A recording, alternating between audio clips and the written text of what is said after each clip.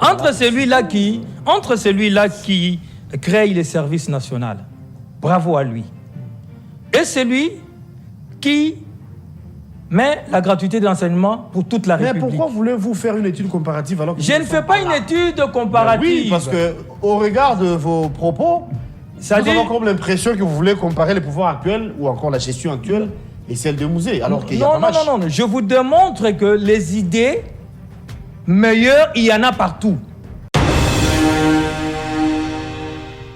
Le gouverneur est encore gouverneur de Kinshasa. D'où dire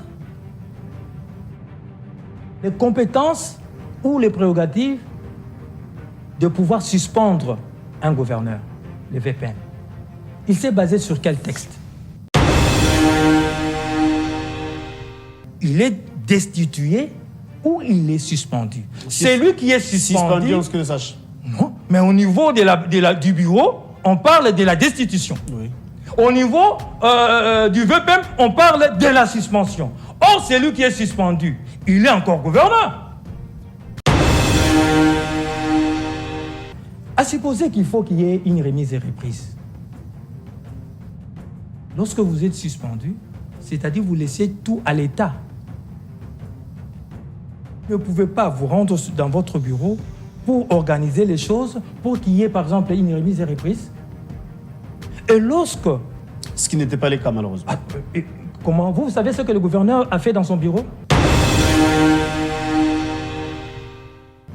S'il faudrait faire un rapport, s'il faudrait ne fût-ce qu'avoir une activité pour amener à ce qu'il y ait, comment on appelle ça? À ce qu'il y ait remise et reprise avec les vice-gouverneurs, il ne va pas se rendre au bureau. Ils vont les faire où?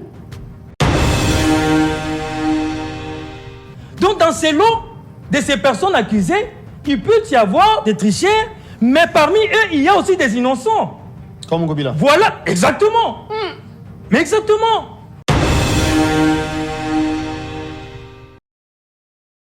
« 23 ans après son assassinat, eh bien, nous pensons à cet homme qui est l'un de nos héros ici au pays. Il s'agit de Mouzé Laurent Désiré Kabila, qui était l'autre fois le président de la République du Congo, eh bien, assassiné par nos ennemis. Mouzé qui voulait que le pays puisse aller de l'avant, Mouzé qui pensait le bonheur, rien que ça pour les Congolais, Mouzé qui nous a laissé un testament, ne jamais trahir le Congo. Eh bien, comme j'ai dit à peu, 23 ans, jour pour jour, depuis que ce dernier a été assassiné, voilà pourquoi aujourd'hui à Kinshasa, au Congo, allez-je dire pardon, c'est une journée chômée et payée. Donc nous commémorons Mouzé Laurent Désiré et Kabila. Bonjour à vous, à mes fidèles téléspectateurs, bienvenue à ce nouveau numéro de cette émission Nice Press, où nous avons le plaisir et l'honneur de recevoir un seul invité. C'était prévu qu'on reçoive également pour vous, pour le compte de l'opposition, le pasteur Serge Taboko, mais hélas, il y a eu un contretemps, partie remise. Voilà pourquoi on n'a qu'un seul invité. Il s'agit de M. José Kaniki, qui est de l'ACP, ACP parti cher à l'ancien gouverneur de Kinshasa. Non, parce qu'ancien ou gouverneur, bref, ACP parti à l'ancien, non, ACP parti à la partie chère à M. Ngobila Jantini, qui est le gouverneur de Kinshasa, toutes les excuses. Nous allons vous parler de tout ça. Nous allons vous parler également des processus électoraux, des contestations continues. Et ça fait couler encre et salive, pas plus tard qu'hier, devant les sièges du MLC et les émeutes. Les sièges même de l'ACP l'autre fois a été vandalisés. Les sièges des partis travaillistes de Steve Mbikai également a été attaqués. Il y a eu 3 morts hier à l'intérieur du pays, contestant bien sûr les résultats publiés par Kadima. Il y a un document qui venait d'être rendu public sur la toile où on parle de catastrophe, ou encore ce que a fait Kadima en trichant, appelons ça comme ça, ou encore il a manipulé les résultats. En croire le responsable de ces documents. Nous allons vous en dire plus peut-être dans les émissions prochaines, vous aurez les détails. Il y a quelque part où on nous montre que l'UDPS Tshisekedi, en principe, devrait avoir 40 députés. N'est-ce pas? Mais non, 49 députés. Mais il y a eu plus 20. L'UDPS Tshisekedi a 69 députés. On vous parle d'un regroupement AAG qui, en principe, devrait avoir 4 députés. mais le regroupement en soi a 8 députés. On vous parle de l'ensemble pour la République de Moïse Katumbi, qui devrait avoir 15 députés, mais Moïse Katumbi a 18 députés. On vous parle de Nouvel Élan, qui devrait avoir 5 députés, mais ce dernier a 3 députés. On vous parle de beaucoup de partis politiques, regroupements comme ça, il y a de quoi se poser des questions. Je pense que prochainement, on va même illustrer les tableaux et on va vous en dire plus. Mais cela n'empêche, pour vous parler du pays, pour vous parler de ces processus, pour vous parler de ce qui se passe au pays, comme j'ai dit avec José Kaniki, à qui j'ai dit bonjour et bon mardi à vous. Merci beaucoup. Bonjour très cher Galonki, merci pour l'invitation. Bonjour aux téléspectateurs de Nice Press. Et voilà, José Kaniki au cadre de l'Alliance de Congo. J'ai eu du mal à vous présenter. Est-ce qu'on peut dire qu'il est l'actuel gouverneur ou bien l'ancien gouverneur? Moi, je pense que le gouverneur est encore gouverneur de Kinshasa. Mais il venait d'être déchu. L'Assemblée provinciale avait émis son point de vue. Le VPM de l'Intérieur avait également suspendu ces derniers pour que son adjoint puisse assumer l'intérim. Vous savez, déjà avec ce que vous dites là, à mon avis, il y a déjà une contradiction. Il est destitué ou il est suspendu. Bon, on va y revenir. On va prendre la question de la minute suivante. Parlons d'abord de Mouzé Laurent Désiré Kabila. 23 ans après son assassinat, aujourd'hui, Mouzé qui nous avait laissé un testament. Une belle phrase, « Ne jamais trahir le Congo ». Que pensez-vous? Qu'est-ce que vous avez retenu plutôt de cet homme? Merci beaucoup. Déjà, c'est une grande journée d'un combattant de la République, Mouzé Kabila. Nous n'avons pas toujours eu le même point de vue. Depuis lors, en tout cas, je n'ai généralement été d'accord avec sa façon de faire les choses. Mais je dois quand même le reconnaître que c'est un grand monsieur, c'est un patriote, c'est un nationaliste qui s'est battu tant bien que mal pour son pays. Certes, il a eu à faire des erreurs dans sa marche comme rebelle à l'époque, mais aussi comme homme politique. Mais ce que nous pouvons retenir, c'est que c'est un nationaliste. Il a aimé son pays et il a voulu libérer son pays de l'emprise néo-coloniale, si pas même de ses envahisseurs de la sous-région qui est le Rwanda, l'Ouganda, si pas le Burundi. Mais seulement, il ne faut pas faire de l'angélisme, et je ne vais pas le faire sur ce plateau. C'est lui aussi qui nous a amené, n'est-ce pas, tous ces pays, par rapport à l'insécurité que nous avons connue depuis toujours. Il en est aussi quelque part les géniteurs. Il en est aussi quelque part l'auteur, parce que c'est lui qui nous avait amené toutes ces personnes qui nous ont causé du tort, voilà maintenant des décennies. Il a mis fin à la dictature mobusienne qui a duré pendant plusieurs années, 32 ans durant, il faut le dire clairement. Mouzé a formé une armée où les soldats touchaient au minimum $100. Vous avez mis en place les services nationaux. Il y avait des cantines publiques ici, un peu partout. Bon, je me souviens encore ici au rond-point des Huileries. Mouzé qui avait remis de l'ordre, ça il faudra le dire, en son temps. Les taximens s'aimaient conduisaient, n'est-ce pas? Il y avait du mal à trouver les taxis en commun. On était entassés, on se mettait 2-3 devant, c'était compliqué. À sa manière, il a essayé de restructurer certaines choses. Vous parlez de son implication au regard de la rébellion ou encore l'insécurité qui s'y vit, qu'il serait à la base, d'après vous, de nous amener le rebelle, ça c'est votre point de vue, mais les pensées qu'il avait, les idées qu'il avait pour le Congo. Pensez-vous qu'il faut remettre en cause ce qu'avait fait Mouzé? Non, il y a à améliorer, certes, mais par rapport aux idées, il a eu de bonnes idées. Voilà pourquoi déjà, je disais que c'était un nationaliste. Il a voulu, n'est-ce pas, apporter des choses nouvelles pour son pays, comme ce que vous dites là. Vous savez, ce que vous dites, par exemple, pour les taxis et ainsi de suite, oui, il a utilisé ou il a employé la manière forte. La manière forte, c'est-à-dire Fimbo, c'est-à-dire le fouet. Donc, nous devons aussi donner raison à ces colonisateurs qui, pour inculquer quelque chose aux Congolais, utiliser les fouets. Le contexte diffère. Hein. Oui, le contexte diffère, mais c'est les fouets qui priment là. Chez les colonisateurs, c'était les fouets. Et ça permettait aux Congolais de se transformer. Chez les colonisateurs, c'était pour nous exploiter, pour leurs propres fins. Pour Mosé, s'il faut prendre ça comme exemple, comme vous l'avez si bien dit, c'était pour remettre des choses en ordre, c'était pour respecter l'homme congolais. Je suis d'accord sur l'idée du changement. Mais ici, je parle de la manière. Alors aujourd'hui, vous allez conseiller aussi au président de la République que tous ces militaires commencent à fouetter. Si c'est ça l'idée, alors d'accord, je demande à ce que les chefs de l'État commencent à fouetter à travers le militaire. Et vous allez voir comment vous allez crier. C'est-à-dire que nous sommes en démocratie, il y a une autre manière de conscientiser le peuple congolais. Mais, comme vous dites, c'était le contexte, on peut le comprendre. Ça avait permis à ce que, à la place de prendre 5 passagers, on a pu prendre 4 passagers. Oui, mais après, juste après, on est revenu. C'est-à-dire que la conscience congolaise n'avait pas été touchée. On a eu plus peur du fouet. On n'est presque pas revenu parce qu'aujourd'hui, il n'y a qu'une seule personne devant dans un taxi. Il n'y a plus de 2 comme c'était l'autre fois. Certes, dans certains coins, l'autre fois, j'étais étonné ailleurs.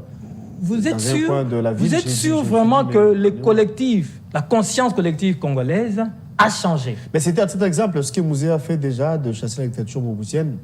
Par rapport à la dictature, bravo à lui. Mosé a restructuré l'armée, Mosé a valorisé les fonctionnaires. Je ne sais pas comment vous dites que le Mosé a quoi restructuré l'armée. Alors que c'est en cette période-là où le RCD était arrivé jusqu'au Grand Kasaï, à Kananga.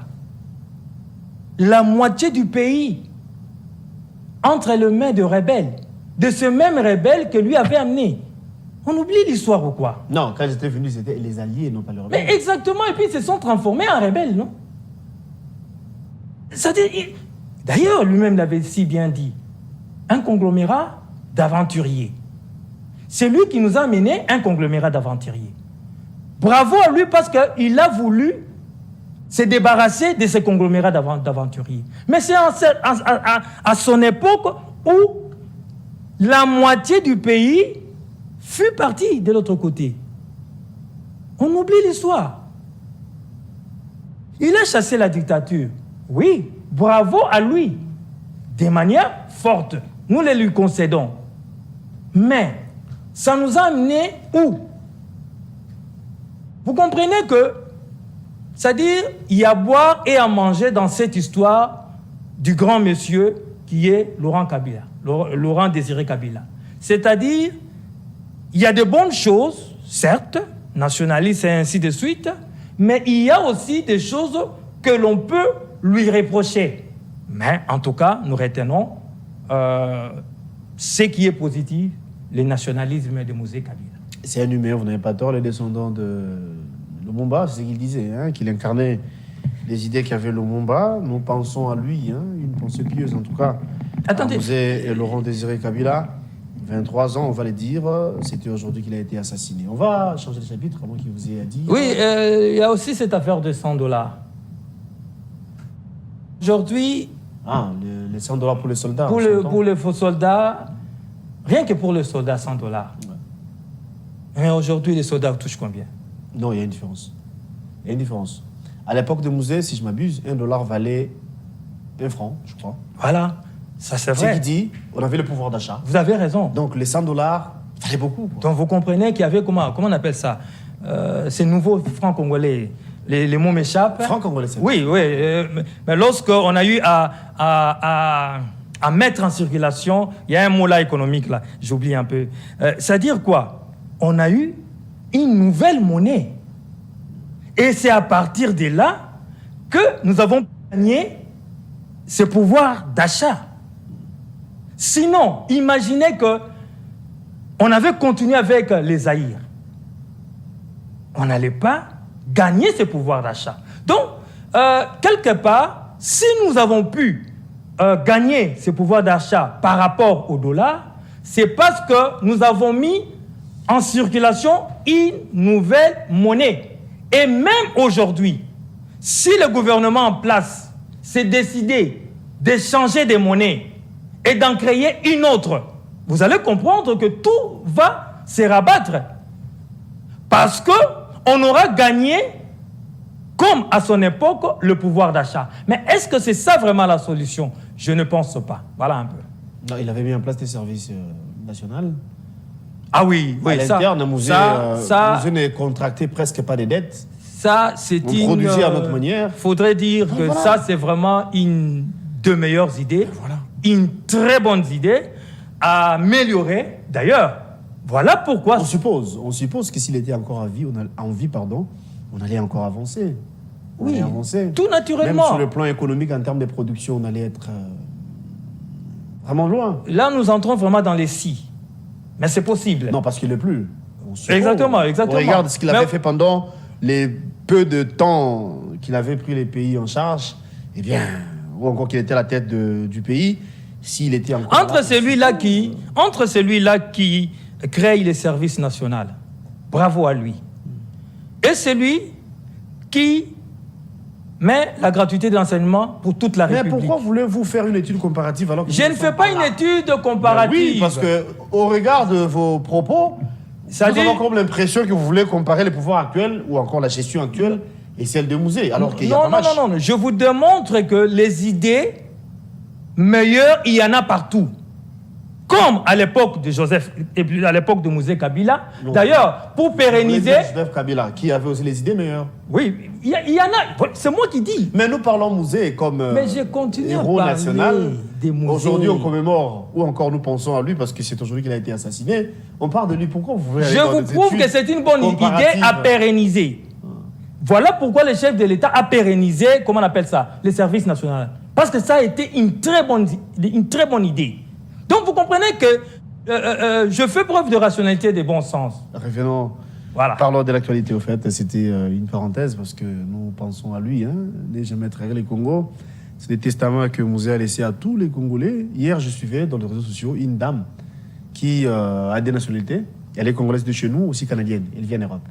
Alors, ce sont des questions de jeu d'attrape. On pose la question à cette dernière de savoir, tu connais ton pays d'origine? Elle a parlé de la RDC. Et c'est quoi la devise de votre nation? Elle dit, ne jamais trahir le Congo. Bref, alors, on va revenir pour parler des processus électoraux. Les invalidés, votre mentor, le numéro de votre parti politique, le gouverneur de la ville, en tout cas, j'ai du mal. Je ne sais pas s'il faut dire gouverneur actuel ou bien l'ancien, mais du moins, il y a des décisions destituant ces derniers, bon, pas destituant, mais plutôt sanctionnées par le VPM, mais au niveau de l'Assemblée nationale, livrées à la justice pour que les éclairages soient mis au clair, tautologie, mais du moins que les éclairages soient mis à jour, pour qu'on puisse en savoir plus si il était coupable ou pas. Mais du moins, hier, il était venu au bureau pour travailler, alors qu'on a demandé à son adjoint d'assumer l'intérim. N'est-ce pas là une manière de saboter l'autorité de l'État? N'est-ce pas là une manière de faire le bras de fer avec le gouvernement? C'est la têtutesse? C'est l'inco, comme disent les Quinois? Ou d'après vous, que peut-on comprendre? Merci beaucoup. Déjà, je félicite le chef de l'État qui vient d'être réélu par le peuple congolais. Et nous, ACP, Alliance des Congolais progressistes, parti cher à M. le gouverneur Jean-Denis Ngobilambaka, nous faisons partie de l'Union sacrée. Nous avons travaillé pour cette réélection. Voilà pourquoi nous souhaitons au chef de l'État un très bon mandat au profit, n'est-ce pas, du peuple congolais. Par rapport à votre préoccupation, la CENI a accusé mon autorité morale de fraudeurs, de tricheurs et ainsi de suite. Vous savez, M. Gaylor, je peux tout dire sur vous. Je peux vous traiter aussi de voleurs, de tricheurs et ainsi de suite. Et lorsque vous ne serez pas d'accord avec moi, qu'est-ce que vous allez faire? Vous allez ester en justice pour que j'apporte le preuve de mes allégations. Parce que j'ai sali, ça doit se vérifier, se prouver au niveau des instances habilitées. Donc, ici, c'est la justice. La CENI a accusé. Mais est-ce que la CENI a présenté ne fût-ce qu'une seule preuve jusqu'à là? Je pense que jusque-là, non. Voilà pourquoi mon autorité morale, Gentini Ngobila Mbaka, en homme d'État, en homme républicain, a décidé de recourir aux voies légales pour rentrer dans ses droits. Nous sommes allés au Conseil d'État parce que la décision de la CENI, c'est une décision administrative. À moins qu'on me dise le contraire. Et quelle est la cour qui traite ce genre d'affaires? C'est le Conseil d'État. On y est allé et le Conseil d'État s'est dit incompétent. Vous pouvez quand même me dire qu'une telle matière manque son juge naturel. Lorsqu'on vous accuse de tricheur, lorsqu'on vous accuse de fraudeur, vous restez en justice pour que la CENI apporte le preuve de ces allégations. Mais bizarrement, le Conseil d'État s'est dit incompétent. En homme républicain, nous allons quand même aller à la Cour constitutionnelle. Et si la Cour constitutionnelle s'est déclarée encore incompétente, donc en ce moment, vous êtes à la Cour constitutionnelle. Parce qu'il y a les contentieux. Le Conseil d'État a déjà dit que non. Non, je parle de la Cour actuellement. Parce que le Conseil s'était déclaré incompétent. Oui, exactement. L'institution habilitée. Parce nous avons. Il y a que 8 jours qui est exactement, prévu, hein. Exactement. Nous allons continuer cette affaire au niveau de la Cour constitutionnelle. Mais comme j'aime. Vous y êtes déjà, c'est la question en fait. Nous sommes dans ces processus. D'accord. Mais comme j'aime y réfléchir, à supposer que la Cour constitutionnelle disait qu'elle est incompétente. Donc, on serait comme Matata Mpogno, sans juge naturel. Ça pose quand même un problème. Vous m'accusez d'être tricheur, je vous amène en justice, apportez les preuves. C'est ça la logique. Maintenant, par rapport à la destitution, il y a encore un problème à ce niveau-là. Le ministre de l'Intérieur, le VPM, Peter Kazadi Kankonde, au mois de novembre, si je ne m'abuse, a eu à prendre une décision suspendant toutes les activités au niveau de l'Assemblée provinciale. Jusque-là, cette décision n'a jamais été levée. C'est supposé que cette Assemblée ne fonctionne pas, elle n'est pas opérationnelle. Pourquoi? Par quel mécanisme ou par quelle magie le bureau s'est réuni pour destituer le gouverneur? Donc, le bureau est allé au-delà de la décision du VPN. Donc, bonnet, blanc, blanc, bonnet. Attendez, c'est ce que vous avez fait vous aussi. Non, c'est-à-dire, moi, j'ai réfléchi. Ouais. Je ne viens pas avec des incantations, s'il vous plaît. Au-delà de ça, même si les bureaux avaient les droits, à supposer que la plénière en vacances, tout ça, les bureaux a le droit de traiter des dossiers. Là, je suis tout à fait d'accord. Même si elle avait le droit. Mais le droit de la défense n'est pas reconnu au niveau de l'Assemblée provinciale.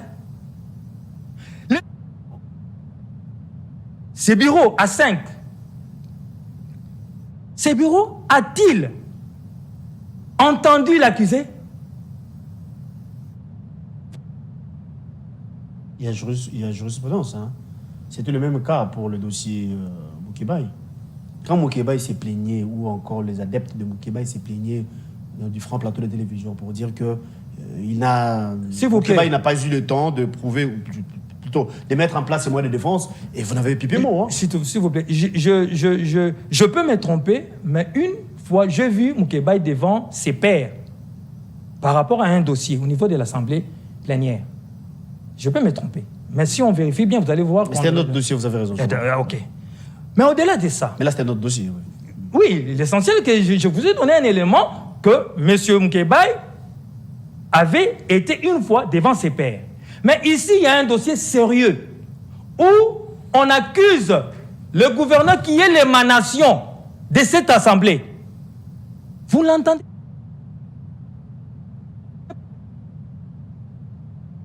C'est pourquoi nous disons, nous ACP...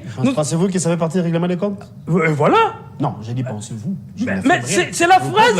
En fait, c'est la phrase que j'allais dire. Ça prouve que vous avez tout compris. Nous sommes là devant une situation d'équité et de justice. Nous sommes là face à un règlement des comptes politiques. Mais au-delà de ça, j'avance. Parce que tous savons que le courant n'est pas seulement entre le président de l'Assemblée provinciale et le gouverneur. Vous savez, je l'ai toujours dit. Mais en démocratie, on peut diverger, on peut converger. Ça, c'est pas mon problème. Ça arrive en démocratie. Mais les choses doivent se faire dans la procédure.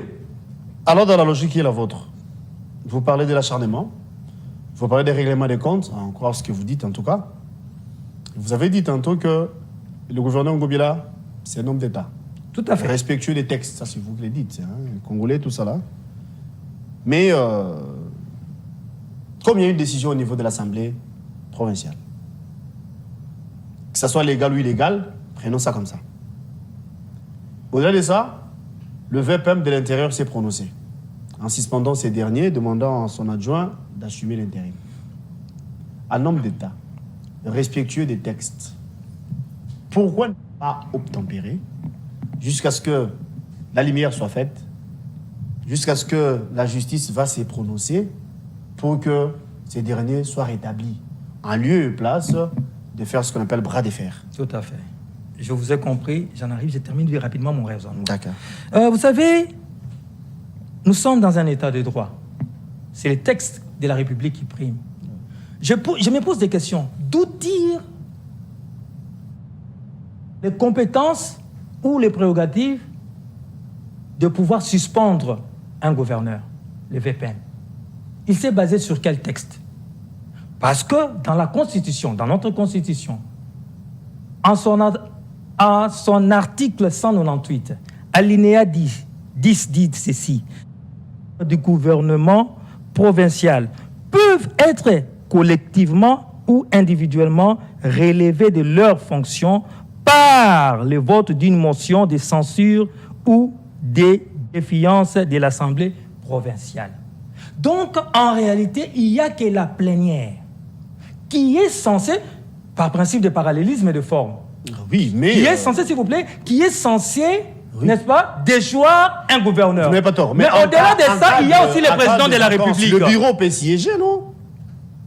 Mais les bureaux, voilà pourquoi je parlais de la plénière. Les bureaux aussi. Je suis tout à fait d'accord. D'accord. D'ailleurs, je l'avais dit. Ok. Mais ici, j'avais relevé le fait que, logiquement, par rapport à la décision du VPN de suspendre, il n'avait pas le droit de se réunir.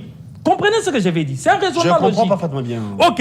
Au-delà de ça, il y a, comment on appelle ça, la loi, n'est-ce pas, de la libre administration de province. En son article 67 ou 68, comme ça. Il est dit clairement que c'est la plénière qui en a le droit. Parce que il est le gouverneur et l'émanation, au fait, des députés provinciaux. De l'Assemblée provinciale. Et au-delà, il y a le président de la République. Parce que c'est lui qui nomme. Et c'est par rapport aux fautes lourdes et graves. Mais d'où tire le VPM cette compétence-là? Matière à réflexion. Au-delà de ça, je viens... D'ailleurs, il y a un précédent.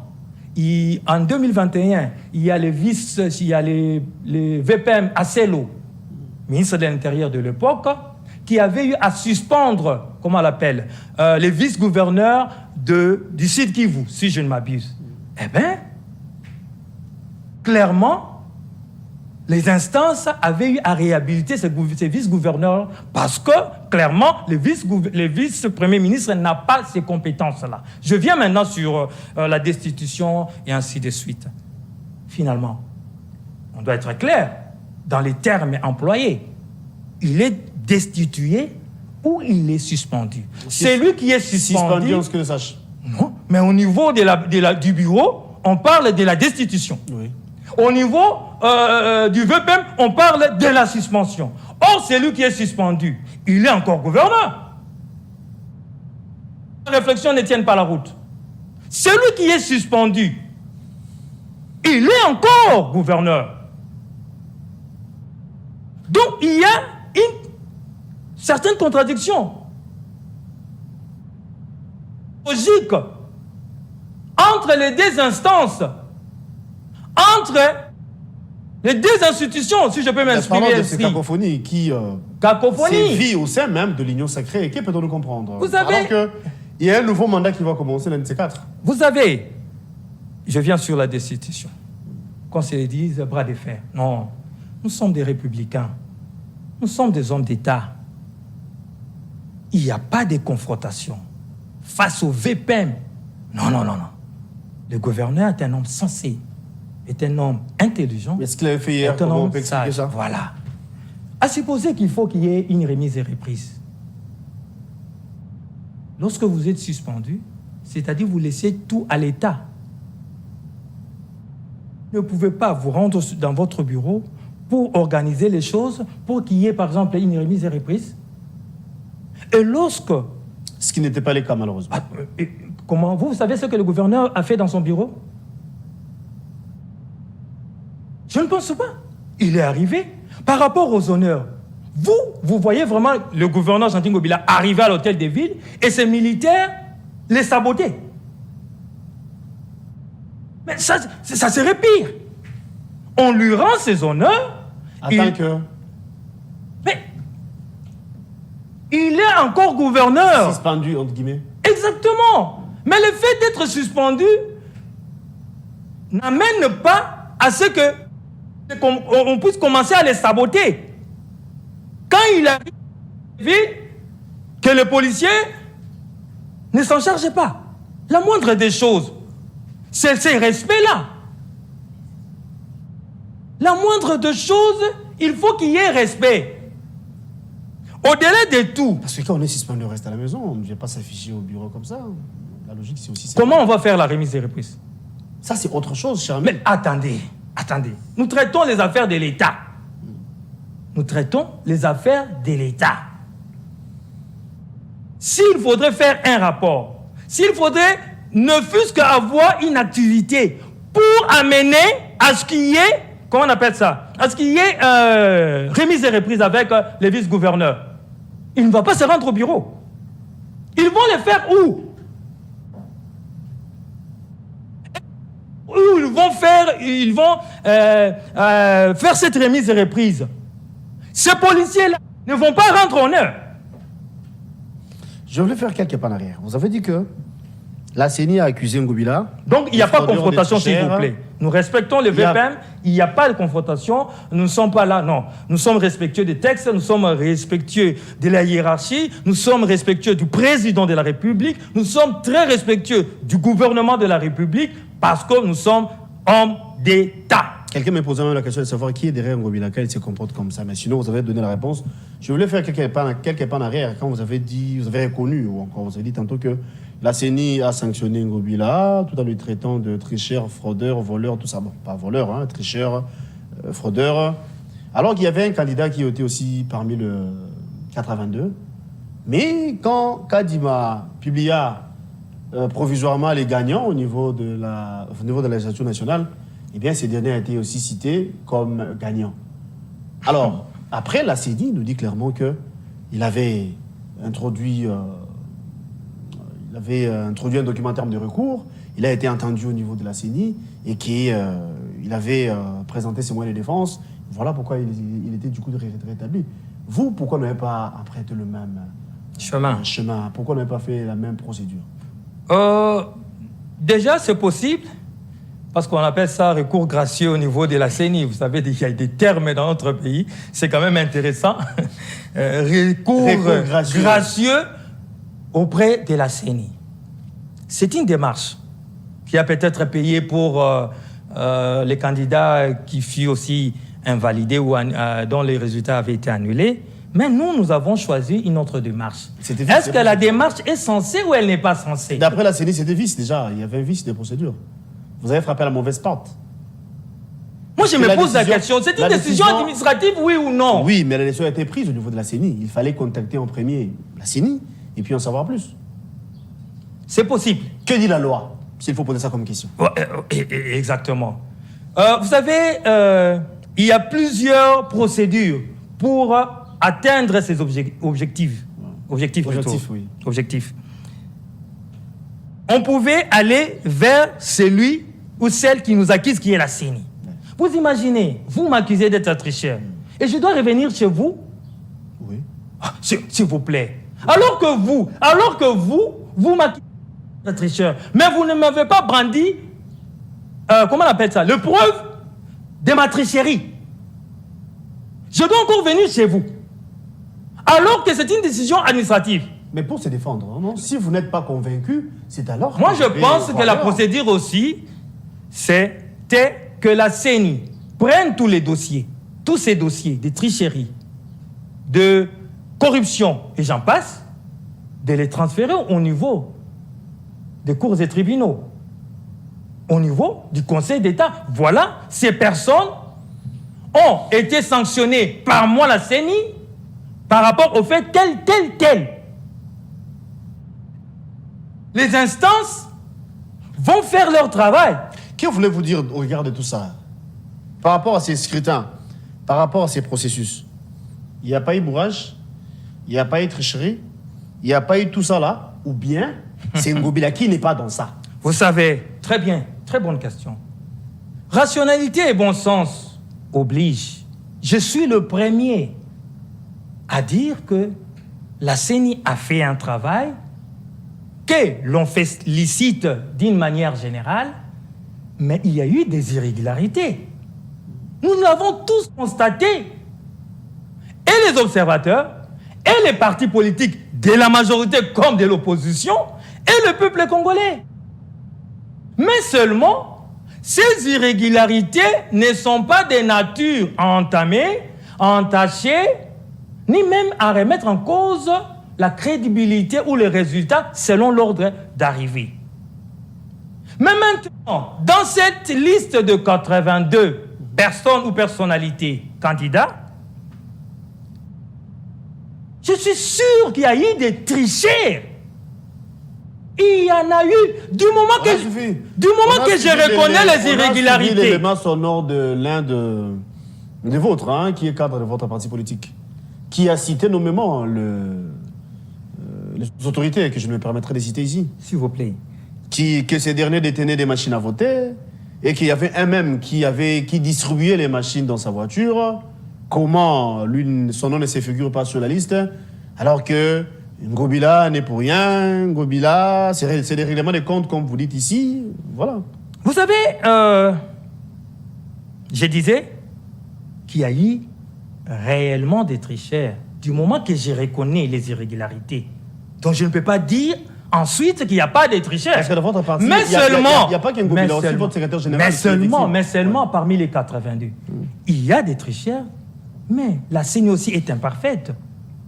Elles peuvent commettre des erreurs. D'ailleurs, il y a des erreurs matérielles. Tout n'est pas parfaite. Donc, dans ces lots de ces personnes accusées, il peut y avoir des tricheurs, mais parmi eux, il y a aussi des innocents. Comme Ngobila. Voilà, exactement. Mais exactement. Voilà pourquoi nous nous basons sur les preuves. C'est ça la beauté de la démocratie et surtout de la justice. Vous voulez encore quelle preuve? Vous avez suffi l'élément sonore de l'un de vôtres, comme j'ai dit ici, je me répète. C'est qui? L'un des nôtres là, c'est qui? On parle de Charles Mboutamoutou. Non, c'est pas Charles Mboutamoutou. Ce n'est pas le CG. S'il vous plaît, laissez-moi poser la question. Je vous suis. On parle de Charles Mboutamoutou, on parle aussi d'une personne qui est aussi au sein de l'ACP, parce qu'ici, vous avez suivi l'audio, c'était à chaud, hein, avec toutes les émotions, tout ça là. Exactement. Le monsieur qui cite nommément le secrétaire général de l'UDPS, qui cite le VPM actuel de l'intérieur, que le DELA détenait aussi les machines. Le monsieur qui est de votre parti politique, il est allé plus loin pour dire que c'est un règlement de compte. Ces gens-là cherchent la tête d'Ngobila et que ce sont eux d'ailleurs qui distribuent les machines à voter. En tout cas, je vous rassure. Croyez-moi sur parole, avec ma rationalité, mon bon sens, je vous affirme et je vous l'ai dit ici que cet audio dont vous parlez, ce n'est pas le CG. Vous n'avez qu'à entendre la voix, vous n'avez qu'à faire des analyses objectives. En tout cas, ce n'est pas le CG. C'était qui? C'est un cadre émotionné. De l'ACP. Je le reconnais. Donc, au-delà de ses émotions, lui, il avait vu le CG de Mais l'UDPS un militant. Lui, il avait vu Le ministre de l'Intérieur, Peter Kass, a dit avec des machines qui distribuaient, parce qu'il a dit ça. Mais c'est un militant. Vous savez, c'est un cadre et nous ne sommes pas d'accord avec cette manière de faire. Nous l'avons même déploré. Pas avec des mots justes. Mais je vais répéter ce qu'il avait dit. Comment babimisi liste Bakata Rabiso, Bakata Gentili Ngobila, Bakata Charles Mbutamutu, ça règlement de comptes. Alors que Bango n'est pas des machines, Babaner au Kabolengo. Mais face à cette situation, s'il vous plaît, vous n'avez pas vu. Il a reconnu qu'il y avait des machines. Vous n'avez pas vu qu'au sein de l'IDPS, entre les VPM et je ne sais pas comment on l'appelle, Jekobeya, si je ne m'abuse, ils s'entrequisent aussi. Qui a reconnu son échec? Maintenant, on regarde tout ça. Ça, c'est une parenthèse que j'ouvre. On va peut-être en faire rapidement ou facilement. On regarde tout ça. Au sein même de l'Union sacrée, on prend, à titre d'exemple, c'est ça, parce que c'est de vos partis qu'il s'agit. Tout à fait. ACP et UDPS. Entre vous entrecusez qu'il y avait des machines de part et d'autre. Mais quelle crédibilité pour ce scrutin? Non. Nous les disons clairement qu'il y a eu des irrégularités. Au-delà de ça, Monsieur Gallor, nous avons eu 25 000 candidats pour 500 sièges. Mais à titre d'exemple, on suppose qu'il y avait des machines. On suppose, hein, on regarde la réalité ou encore de ce que nous voyons. C'est vrai, la réalité n'est pas forcément la vérité. Exactement. Mais au regard de la réalité, on suppose que Peter Kass avait des machines. On suppose. Hein, s'il fallait tenir compte des accusations. Peter Kass avait des machines. Augustin Kabouya avait des machines. Gentili Ngobila avait des machines. Charles Mbutamutu avait des machines. Et rien que pour les deux partis et les autres partis de la majorité. On peut aussi imaginer qu'il y avait des machines chez Mbosso. J'imagine, hein, je n'accuse personne. On peut aussi imaginer qu'il y avait des machines chez Bahati. Il y avait des machines chez Kamere. Il y avait des machines chez tout ce monde-là. Et s'il s'avère vrai, parce que, comme qui dirait, la fraude corrompt tout, n'est-ce pas? Il y avait déjà deux, on prend un petit exemple. Ce n'est pas vrai, hein, mais on suppose, par rapport à l'élément sonore, je vais bien me faire comprendre. Kikaz a détenu les machines, Kabouya a détenu les machines, Ngobila a détenu les machines, Mbutamutu a détenu les machines. On peut élargir la liste. Et vous dites que les élections sont crédibles? Pardon, chute. Merci. Vous savez, je suivis le secrétaire général de l'UDPS, M. Kabouya, demander les preuves des allégations de personnes qui l'accusaient. Il a parlé de quoi? De preuves. Jusqu'à là, je n'en ai pas encore vu personnellement. Mais c'est de la même manière qu'Ngobila aussi demande les preuves. On n'a pas répondu à ma question. J'en arrive. Vous avez dit tantôt que l'élément sonore Vous là, savez, ce n'est pas il y a Charles eu Mbutamutu. 75 000 machines. Vous avez dit tantôt que l'élément sonore là, ce n'était pas Charles Mbutamutu. C'était plutôt un cadre de l'ACP, vous avez reconnu? Oui. Sous l'émotion. Exactement. Il a dit comme ça. Ouais. Ce qu'on a ces émotions, il y a un battre que non, ça le coûte, biso simba machine T, tout le monde attend une machine T. Dans ces émotions, on dit que non, il n'y a pas ça, il n'y a pas Pesaki, il n'y a pas Pesaki. Vous savez, quand quelqu'un est un émotionnel, Quand quelqu'un avoue comme ça, il y a la vérité derrière. mais quand il avoue, mais c'est aux instances de pouvoir les récupérer. Restons logiques. Au-delà de ça, rapidement, nous avons eu 25 000 candidats. C'est la fin de l'émission. Je termine. Ouais. Nous avons eu 25 000 candidats. À supposer qu'il y avait 5 000 candidats de l'opposition. Donc il y avait plus ou moins 20 000 candidats de la majorité. Et vous pensez que 20 000 candidats vont se mettre d'accord? Sinon, les contentieux électoraux n'allaient pas exister. Même au sein de cette famille politique, il est normal que les gens s'entrecusent. Il est normal que chacun puisse militer d'abord pour soi, parce que c'est votre personne qui sera députée. Donc, c'est normal, dans une même famille, on se bouscule, on se dispute. Mais ici, l'essentiel, à mon avis, c'est que la procédure soit respectée. Vous m'accusez, apportez les preuves. Je vous accuse, apportez les preuves. Et c'est ça même le sens de notre justice. Ngobila s'accroche à ses postes Pourquoi on regarde la réalité? Est-ce qu'il pense qu'il est lieu de s'accrocher ou bien, bon, il faut jeter l'éponge parce que je n'ai pas pu faire mieux? Non, ici, on ne traite pas son bilan. C'est ça même la différence. C'est une question que je posais. Exactement, par rapport au bilan. Vous savez que le président de la République... Est-ce qu'il se voit gagnant, il se voit heureux pendant ces 5 ans, la manière dont il a géré... Je vous parle de 2 personnes, Dengo Bila et de Mama Fifi Masuka, gouverneur du Lualaba. Non, moi j'ai posé la question. J'en arrive, s'il vous plaît. Permettez-moi de m'exprimer. J'ai dit ceci, Mama Fifi Masuka. S'il regarde la vie de Kinshasa, est-ce qu'il en est fier? S'il vous plaît, je termine. Oui. Rapidement. Mama Fifi Masuka a bien travaillé au niveau du Lualaba, mais il n'a pas su faire élire le chef de l'État. Représentant du chef de l'État. Elle n'a pas su plutôt. Ah, donc les bilans Ngobila, s'il vous plaît. de Ngobila, il a su faire le... Mais attendez, cette capitale Kinshasa... C'est ce que les Kinois vont bénéficier de lui. Il a su faire élire le chef de l'État. S'il vous plaît. Vous voulez Comme vous prétendez. Est-ce que vous voulez que je parle du bilan? Même toutes les fois que je suis passé sur ces plateaux, je vous ai toujours parlé du bilan. Je ne veux pas aujourd'hui parler du bilan, je termine. Je termine pour dire tout simplement, pour une première fois, les Kinois ont élu le chef de l'État à Kinshasa. Grâce à Ngobila. Parce qu'il est aussi le représentant du chef de l'État. Merci d'être venu. C'est moi qui vous remercie. José Kanik, merci pour la disponibilité. Merci. Mais franchement, entre nous, il ne faut pas dire qu'ici les Kinois ont élu Félix Tshisekedi, c'est grâce à Ngobila. C'est aussi... Sincèrement, non. Merci bon, beaucoup. pourquoi au Lualaba, on n'a pas élu le chef de l'État? Merci d'être venu.